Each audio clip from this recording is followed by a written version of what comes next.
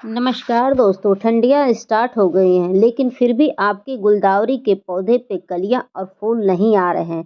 क्या आपका गुलदाउदी का पौधा ग्रोथ भी नहीं कर रहा है? कलियाँ फूल तो बहुत दूर की चीज़ होती हैं। क्या आपका गुलदाउदी का पौधा घना नहीं हो रहा है? तो इस हालत में आज मैं आपको चॉक का प्रयोग करना बताऊँगी कि इसका प्रयोग करते ही आपका गुलदाउदी का पौधा बम्पर कलियों और फूलों से भर जाएगा दोस्तों। आप एक बार चॉक का प्रयोग करके देखिए, ना आपके गुलदावरी के पौधे पर कलियाँ फूल आ जाएँ तो कहिएगा दोस्तों, ठीक है? तो इस चॉक का प्रयोग करने से पहले इस पौधे की देखभाल कैसे करनी है वो हम आपको बता देंगे, उसके बाद हम कैसे प्रयोग करना है वो बताएँगे दोस्तों। उसके लिए आप मेरे वीडियो में बने रहिएगा। तो सबसे पहले बता दें कि कलियाँ और फूल लाने में अहम भूमिका धूप की होती है। अगर आप अपने पौधे को अच्छी खासी धूप दिखाएँगे तो उसी पे बहुत अच्छी खासी कलियाँ और फूल आएँगे दोस्तों, ठीक है?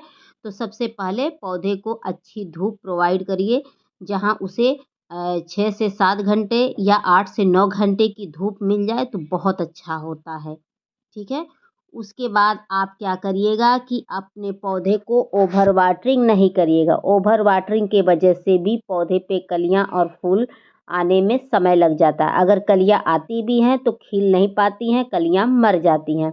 क्योंकि जब हमारे पौधे की जड़ों में कंटिन्यू पानी लगा रहेगा, उसके वजह से कलियाँ खिल नहीं पाती हैं और जो भी आती हैं छोटी साइज़ की आती हैं। ठीक है?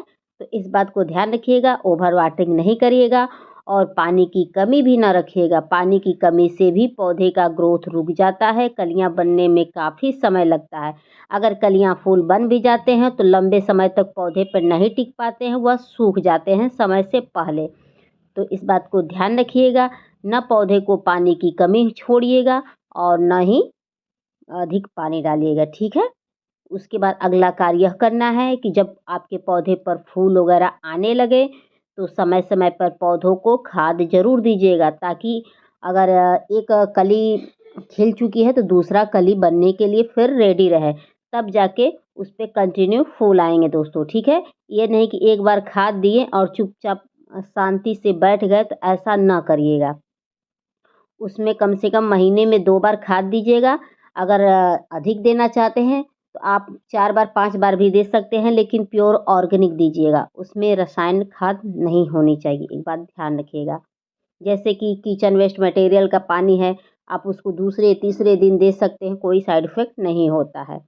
और पौधे के ऊपर हमेशा नीम ऑयल का स्प्रे करिएगा, फंगिसाइड का स्प्रे करिएगा और पौधों को पानी देते समय नहलाते हुए दीजिएगा, ताकि कीड़े मकोड़े चींटियाँ ना लगें। इससे भी कलियाँ खिल नहीं पाती हैं, गिर जाती हैं, पौधा ग्रोथ नहीं होता है और जो भी अगर फूल आ जाते हैं तो वो लंबे समय तक नहीं टिक पाते, क्योंकि चींटियाँ वगैरह होती हैं, जो कीड़े मकोड़े होते हैं, वो पौधों को खराब करते हैं। जैसे कि कलियों पर बैठते हैं तो कलियों का रस चूस लेते हैं, फूलों पर बैठते हैं तो उनका रस चूस लेते हैं, जिससे काफ़ी विलम्ब होने लगता है। इस बात को ध्यान रखिएगा।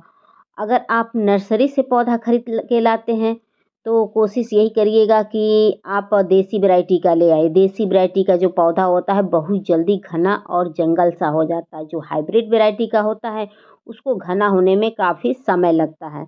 इस बात को ध्यान रखिएगा। और अगर लगाने की बात है तो उसको आप भुरभुरी मिट्टी में लगाइएगा। ऐसी मिट्टी जिसमें पानी डालें छनके निकल जाए, पानी का ठहराव ना हो, ठीक है? जितनी वेल ड्रेन मिट्टी देंगे उतना ही आपके लिए अच्छा है। अगर क्ले वाली मिट्टी दे देंगे तो कभी भी ग्रोथ नहीं होगी, फूल तो आना बहुत दूर की चीज़ होती है। और जब इसका आप चाहें तो इसको कटिंग से भी लगा सकते हैं। अगर कटिंग कहीं मिल जाती है तो लगा लीजिए, 1 महीना लगेगा, दूसरे महीने में आपको फूल मिलने लगेंगे, क्योंकि इसका ग्रोथ का समय चलता है। जो गुलदावरी का फूल होता है, तो इस समय ये बहुत तेज़ी से ग्रोथ करता है, तो इसमें अगर आप कटिंग लगाएँगे तो वो भी सफल हो जाएगी, ठीक है? अगर नर्सरी से खरीदेंगे तो आपको बहुत ही सस्ते रेट में मिल जाएगा, 15 से 20 रुपए में मिल जाएगा ईज़िली। ठीक है दोस्तों? तो इस बात को ध्यान रखिएगा। बात रह गई गमले का, तो गमला आप किसी भी साइज़ का लीजिएगा, कोई बाउंडेशन नहीं है, बस इस बात का ध्यान रखिएगा उसमें ढेर सारे ड्रेनेज बने हों, यानी कि निकासी का व्यवस्था हो, पानी निकासी का व्यवस्था हो। उसमें देखिएगा कि पौधा बहुत अच्छे से चलेगा। अगर गमला अच्छा नहीं रहेगा, सब कुछ अच्छा करके क्या करेंगे, गमला नहीं सही रहेगा तो फिर पानी ठहरने लगेंगे तो पौधे खराब हो जाते हैं। ये सब कारण होते हैं दोस्तों। तो चलिए बिना विलंब किए हम आपको खाद डालना बताते हैं कि कौन सा खाद देना है इस पौधे को। तो सबसे पहले बता दें दोस्तों कि मैंने चॉक लिया है। तो चॉक डालने से पहले क्या करना है कि आप मिट्टी की खुदाई कर लीजिएगा। अगर खुदाई के लिए स्पेस होगा तो करिएगा, नहीं होगा तो कोई बात नहीं, चॉक का आप क्या करिएगा, बारीक कर लीजिएगा। बारीक करने के बाद तब जाके पानी में घोल के डाल दीजिएगा। अगर खुदाई करने लायक होगा तो आप खुदाई भी कर सकते हैं, ठीक है। खुदाई करने से ये होता है थोड़ी सी मिट्टी हल्की हो जाती है और जो खाद डालते हैं वो मिट्टी तक मिल जाती है। स्पेस होगा तो ही करिएगा, ऐसा नहीं है कि स्पेस ना हो और आप खुदाई कर दें, क्योंकि कभी कभी ये होता है कि जो पुराना पौधा होता है उसमें से न्यू न्यू नीचे से बेसल शूट्स निकलते हैं, यानी कि शकर कहिए, नीचे से शकर निकलने लगते हैं जो एक पौध का रूप लेते हैं और बाद में वही फूल आते हैं। तो पुराना पौधा होगा तो उसकी खुदाई न करिएगा, नया होगा तो खुदाई कर दीजिएगा। तो बता दें दोस्तों कि चौक डालने से ये फ़ायदा होता है कि पौधों को भरपूर मात्रा में कैल्शियम मिलता है, जिससे पौधा अच्छे से ग्रोथ करता है, पौधे स्वस्थ रहते हैं और कलियाँ बिग साइज की होती हैं, पौधे की पत्तियाँ नहीं जलती हैं, पौधा भी हमेशा फूलों से भरा रहता है, क्योंकि कैल्शियम पौधों के लिए बहुत ही ज़रूरी होती है, इससे ब्रांच भी स्वस्थ रहते हैं।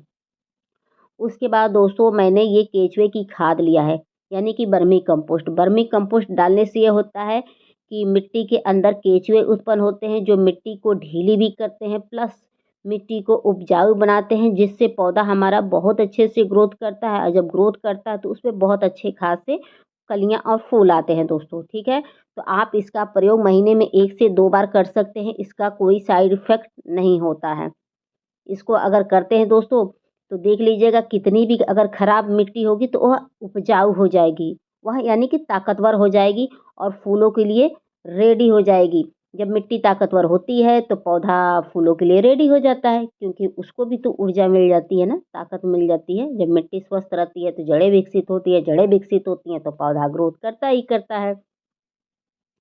उसके बाद दोस्तों कि मैंने लिया है ये मस्टर्ड केक लिक्विड। अगर आपको पाउडर फॉर्म में डालना है दोस्तों तो आप 1 चम्मच एक पौधे में डाल सकते हैं, यानी कि 1 स्पून मस्टर्ड केक का पाउडर आप एक पौधे में घोल के डाल सकते हैं। डालना हो तो आप 2 दिन तक पानी में उसको सड़ा के रखिएगा, उसके बाद आप दोगुना पानी मिला के पौधे की मिट्टी में अप्लाई करिएगा, ठीक है। तो दोस्तों मैं ये मात्रा से नहीं ली हूँ, लेकिन मैंने आपको मात्रा बता दी। मैं ढेर सारा घोल के रख ली हूँ और रोज़ थोड़ा-थोड़ा सभी पौधों में डालती हूँ। तो इसको डालने से पौधों को मल्टी विटामिन्स मिलता है, प्लस एक भी पौधे आपके ठंडी में नहीं सूखते हैं, क्योंकि यह एक गर्म खाद होता है जो मिट्टी को गर्म बनाए रखता है, जिससे पौधा सुरक्षित रहता है और ग्रोथ भी करता है। ठीक है। उसके बाद मैंने ये किचन वेस्ट मटेरियल लिया है दोस्तों, इसका पानी डालने से जिस पौधे की जो कलियां हैं वह स्वस्थ नहीं हैं या फूलों का साइज छोटा है या फूलों की कमी है, ये सारी समस्या को ये दूर करता है, ठीक है। तो बता दें इसमें प्याज के छिलके हैं, केले के छिलके हैं, आलू के छिलके हैं, नींबू के छिलके हैं, ठीक है, इतने सारे छिलके हैं। इन सब का मैंने एक अच्छा खासा लिक्विड बनाया है और लिक्विड बनाने के बाद मैं अपने पौधों में अप्लाई करूँगी दोस्तों। तो आप लोग भी एक बार प्रयोग करके देखिए, आपका पौधा बहुत ही हेल्दी होगा और पूरी ठंडी आपके पौधे फूल देंगे दोस्तों। तो आप चाहें तो इसका प्रयोग आप सभी तरह के फल, फूल, सब्जी या इंडोर कहिए या कोई भी पौधे हो, ए टू जेड सब में कर सकते हैं, क्योंकि ठंडी का मौसम चल रहा है, किसी भी पौधे को ठंड लग सकती है। तो उससे बचाने के लिए आप इन सब खादों का प्रयोग ज़रूर कर दीजिएगा। ख़ास तौर से सरसों की खली का, क्योंकि सरसों की खली एक गर्म खाद होती है जो ठंडी में पौधे को एक सुरक्षा कवच देती है, यानी कि सुरक्षा प्रदान करती है, ठीक है। आप डाल देंगे तो कोई भी पौधा अचानक से नहीं सूखेगा, यानी कि नहीं मरेगा दोस्तों, इस बात को ध्यान रखिएगा। तो दोस्तों आप लोग को मेरी वीडियो पसंद आएगी तो please like, subscribe, comment, share ज़रूर करिएगा। आशा करती हूँ कि आप लोग को मेरी वीडियो पसंद आई होगी। पसंद आई होगी तो प्लीज़ बेल आइकन का बटन दबा दीजिएगा, ताकि मैं नेक्स्ट वीडियो लेकर आऊँ तो आप तक आसानी से पहुँच जाए। हो सकता है वह वीडियो मेरी आपके लिए हेल्पफुल साबित हो दोस्तों।